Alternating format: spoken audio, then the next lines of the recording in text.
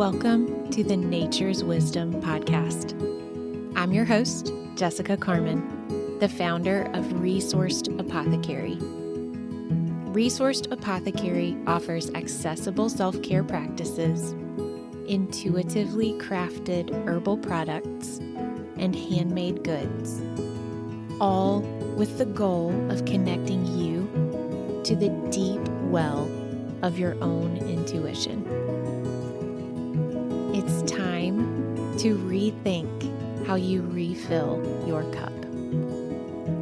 I have found that the natural world has wisdom to share if we are open to receive.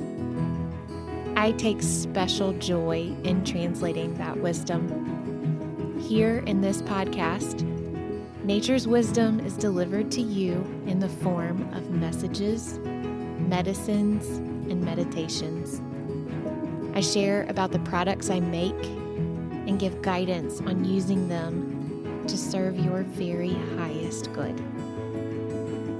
I am honored to share this space with you. Now let's get into today's topic. Hello, dear listener. I'm back. It's me, your favorite weed lover and member of the most invasive species on the planet. By now, you know I have a great reverence for plants, and you may have gathered that so-called weeds have a special place in my heart. It is from this place that I want to chat with you today. I'm noticing the conversation about invasive plants and non-natives is ramping up. While I love the awareness, I have notes. Always notes. I love that there is a wider awareness about the plant's history and origin. I love that people are taking greater responsibility for the benefits of native plants in their habitats opposed to non-natives. Any attention we give to an ecosystem that is balanced and synergistic makes my heart flutter. This is all so good. Where the conversation gets a bit cringy for me, personally, is when it turns aggressive and we start using words like invasive and noxious. When we start acting like the plants put themselves on ships and crossed oceans in order to wage war against our innocent communities. So I just want to take a moment to remind us all that humans are the most invasive species on this planet. We are responsible for the majority of the disrupted ecosystems around us. For all its faults, kudzu does not build Dollar Generals or clear-cut forests. So maybe we can chill on getting so angry at the plants. Also, just because we have forgotten how to maximize our relationship with these plants doesn't mean they have. They keep showing up for us. They keep on doing the work that they are uniquely capable of doing. Our misunderstanding should not equal their villainy. Let's look around us for some examples. We'll start with my all-time favorite flower ever. Don't tell the others. Dandelion.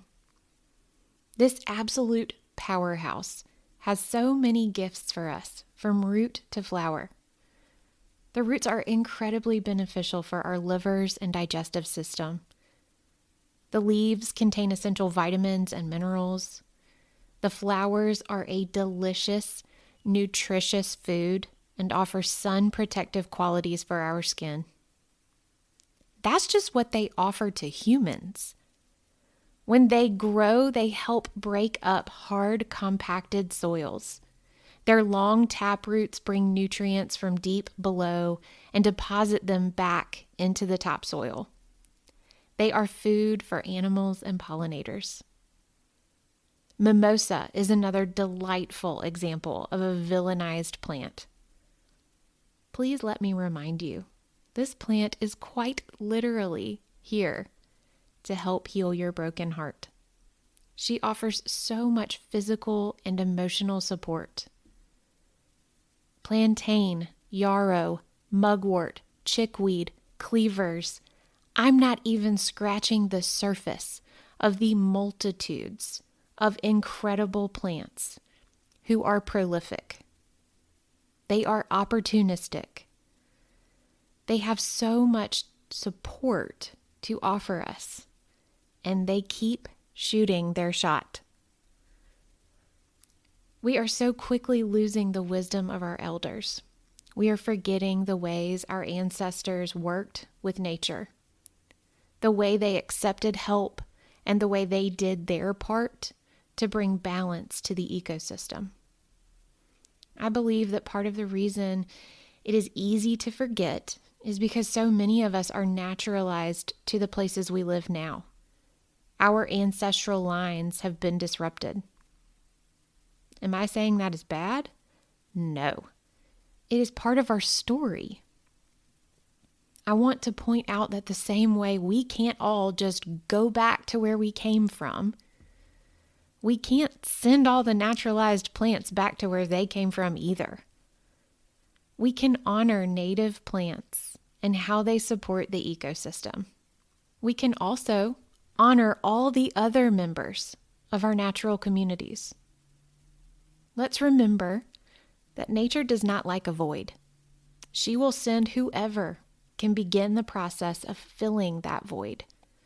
Many of these plants, who have such bad reputations as invasive, are opportunistic. They will do the hard work of breaking up compact clay soil. They will gladly go into a barren area and patiently draw nutrients up from deep below. They will fix nitrogen and prepare the way for more of their kin to follow. Instead of villainizing plants and people, what if we get curious? We can learn more about the origins of the beings in our areas. We can get to know them. We can develop relationships.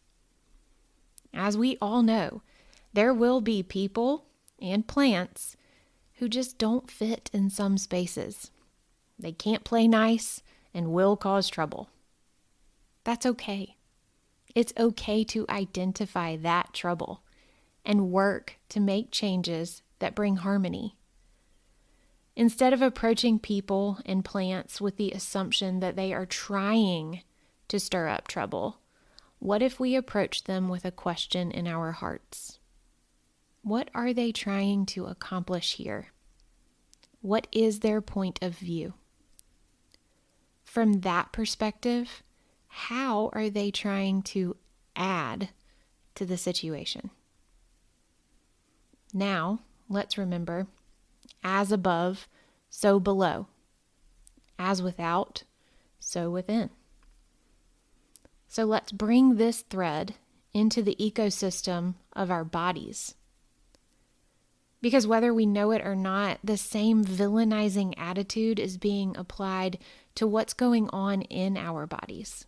The same attack mentality is flowing into our understanding of our health and how our bodies operate. As a part of nature, can you look at the ecosystem of your body and get curious? Instead of saying, my body is attacking itself, could we dig into the idea that the body is created to protect itself? That we may not understand the mechanism of protection yet, and it can certainly feel like an attack. But we can gain wisdom by approaching the situation with grace and curiosity.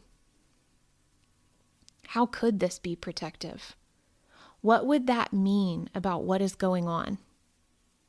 What gift is there in this for me?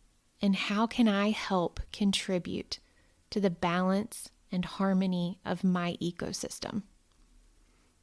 Instead of viewing the body as broken or villainizing its actions, What if we decide we are on the same team and pursuing the same goal?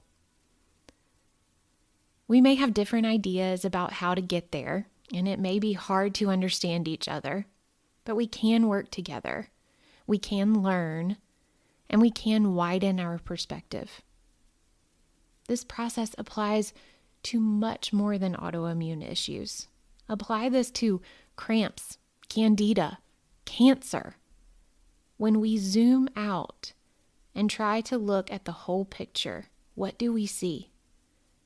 When we spot a thing that appears to be causing trouble or is disrupting the harmony of an ecosystem, what can we learn about it? What is actually happening? Is there any way that this thing could be protecting itself, another thing, or the ecosystem as a whole? Is there a way to support the thing or the ecosystem in coming back into balance? Can a little grace and curiosity create a path for healing? In most cases, my friend, that answer will be yes.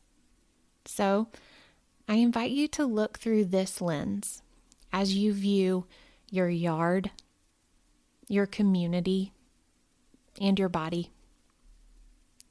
See what can happen when we shift from the assumption that we are under attack to curiosity about what is going on around us and within us. May you feel and come to respect your place in nature as nature.